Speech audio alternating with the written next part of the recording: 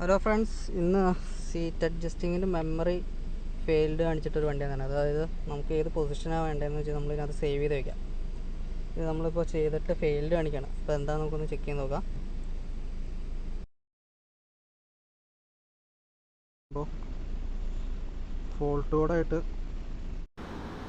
Seat missing calibration എന്ന് പറഞ്ഞ DTC ആണ് നമുക്കിപ്പോൾ കാണിച്ചേക്കണം. നമുക്കിത് ഓൾ ആക്സിസ് ട്രെയിനിങ് കൊടുക്കാം.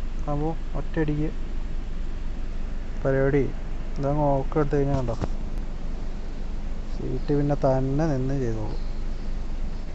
ഇത് കുറച്ച് സമയം എടുക്കണതാണ്, നമുക്ക് ചെയ്ത് കഴിഞ്ഞതിന് ശേഷം കാണാം. ലേണിങ് സക്സസ് ആയിട്ടുണ്ട്. എന്താണെന്ന് വെച്ച് കഴിഞ്ഞാൽ നമുക്ക് നമ്മുടെ സീറ്റിന് ഏത് പൊസിഷനാണോ മെമ്മറി സേവ് ചെയ്യേണ്ട ആ രീതിയിൽ നമ്മൾ സീറ്റ് സെറ്റ് ചെയ്യാം. ശേഷം ഇത് മെയിൻ ബട്ടണാണ്. ഇതിനകത്ത് വെക്കുമ്പോൾ ക്ലസ്റ്ററിൽ വാണിംഗ് കാണിക്കും. അതിന് ശേഷം നമ്മൾ മെമ്മറി സേവ് ചെയ്യുക. ഈ സ്വിച്ചിൽ നോക്കി ഇതിനകത്ത് ഏത് 2 പൊസിഷനുണ്ട്, ഏത് പൊസിഷനാണോ വേണ്ടത് അത് വെച്ച് നമ്മൾ സേവ് ചെയ്യാം.